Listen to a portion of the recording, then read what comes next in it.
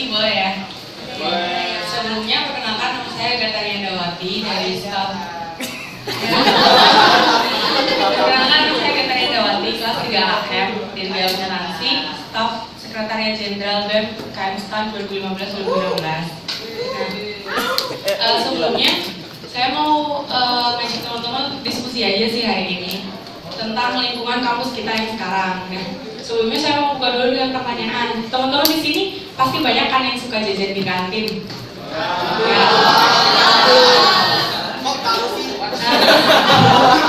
Ya.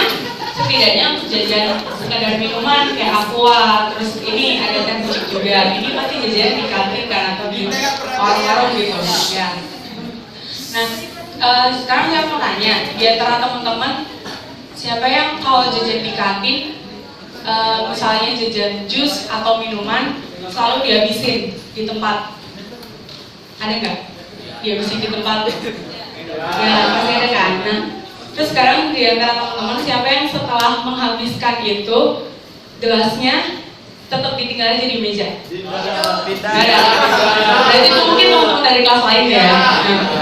Teman-teman suka sering lihat nggak kalau di kantin, kalau misalnya kita lagi nyari tempat gitu untuk makan, untuk minum, terus orangnya udah pergi tapi sampahnya masih tetap di situ. Sering kan kayak gitu.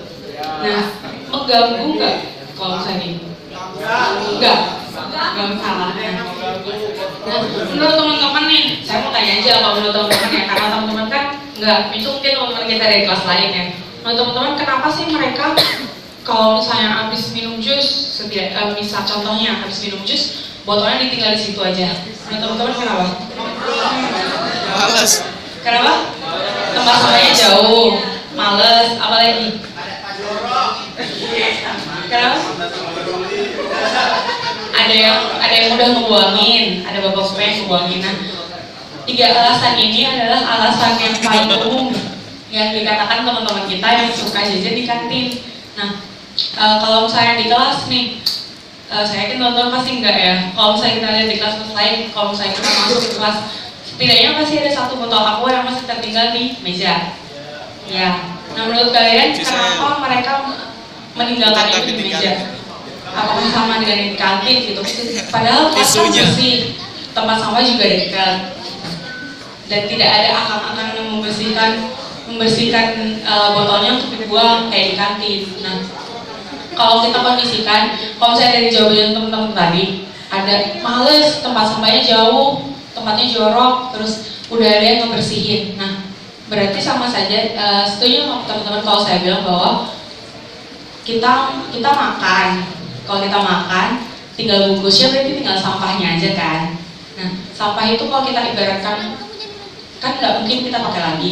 Bisa kita ibaratkan dengan kotoran. Nah, kalau kotoran, terus kita tinggal, terus yang membersihkan adalah orang lain. Setuju nggak teman-teman kalau kita katakan bahwa kita yang buang kotoran, tapi yang membersihkan orang lain? Ya gitu deh. Ya. Enggak. Gitu deh. Nah, kalau tapi itu yang terjadi di kantin. Kita ambil contohnya di kantin. Kalau misalnya kita habis makan minum jus nih, contoh gampangnya aja. Terus kita tinggal di situ aja. Nggak mungkin kan dia akan lari sendiri ke tempat sampah gitu. Pasti akan ada setidaknya bapak-bapak yang jaga warung itu keliling mengambilkan jus itu dan membuangnya ke tempat sampah. Nah, kalau kita analogikan manusia itu kan iya dia kalau misalnya makan minum pasti meninggalkan sampah, nggak mungkin kan tempatnya itu dimakan juga. Nah, itu dia akan meninggalkan sampah, sama kita ibaratkan sebagai kotoran. Sedangkan kalau manusia itu adalah sebuah makhluk yang bisa membersihkan kotorannya sendiri. Nah, kalau misalnya kita kayak tadi misal kita buang sampah, terus kita membiarkan orang lain yang membersihkan gitu, karena kita nanti kan pasti ada OB yang membersihin, nanti kan pasti ada beberapa yang kantin yang ngebuangin sampah kita. Nah, itu sama aja kalau kita buang kotoran, tapi orang lain yang membersihkan gitu. Sama aja kayak kita tidak menggunakan fungsi kita, akal budi kita sebagai manusia, bahwa kita adalah makhluk yang bisa membuang kotoran kita sendiri. Nah, itu sih kalau dari itu mungkin teman-teman kita yang lain ya, karena kan teman-teman tadi kalau buang sampah habis makan langsung dibuang. Nah, itu contoh yang baik. Nah, teman-teman kan udah kayak gitu. Nah, mari kita ajak teman-teman yang lain untuk melakukan yang sama. Nah, terus itu kalau di kantin, terus kalau di kelas. Nah, Berapa di sini yang kalau setiap kelas pasti beli botol aqua? Jadi kalau bisa dihitung di media ada setidaknya 3 ya. 3. Nah, ada 3 atau 4, ada 4 di kelas ini yang beli botol aqua hari ini. Nah, setelah kelas ini habis, apakah botolnya dibawa keluar atau ditinggal? Dibawa keluar. Nah, tapi ini tidak terjadi di semua kelas di kampus ini. Nah, kalau di kelas lain itu ada ya.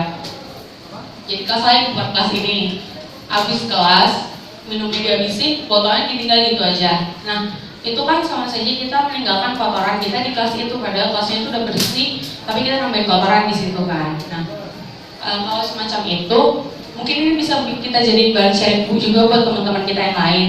Ini saya ada alternatif buat teman-teman untuk mengantisipasi kita supaya nggak meninggalkan botol itu dan mengantisipasi kita mempertipis dompet kita sendiri. Nah, kalau misalnya beli aqua, kan pasti kita beli. Harga aqua sekarang berapa sebotol? 3.000. Anggaplah kita setiap hari kita adalah manusia yang haus akan air minum gitu.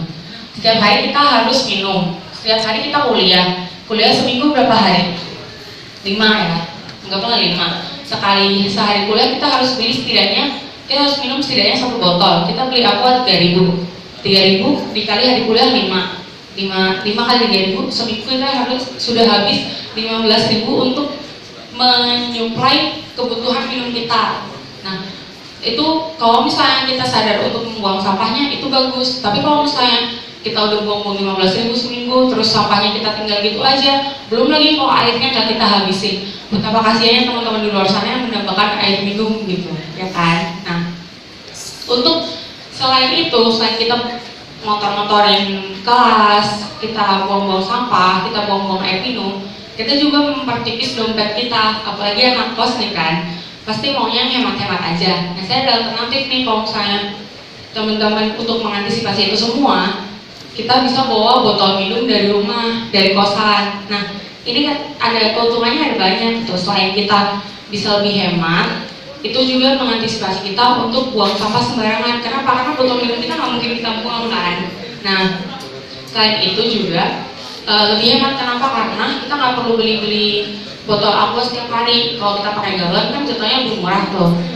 Setidaknya dengan harga kita beli seminggu, itu bisa kita buat untuk 2 minggu atau sebulan. Nah, ini bisa lebih hemat.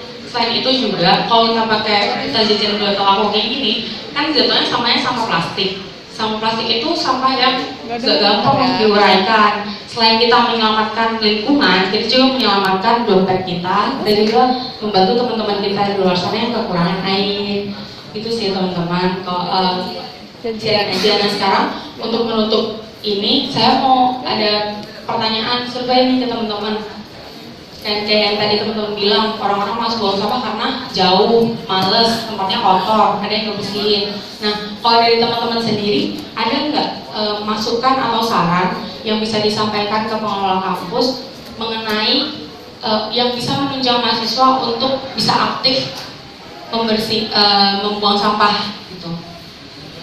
Ada nggak masukan saran gitu? Mungkin kan kayak tadi dibilang males, jorok, tempatnya jauh gitu. Ada saran yang bisa disampaikan mungkin? Kalau menurut teman-teman tempat sampahnya terlalu jauh? Enggak kan? Nah, berarti itu bisa menjawab pertanyaan teman-teman yang tadi.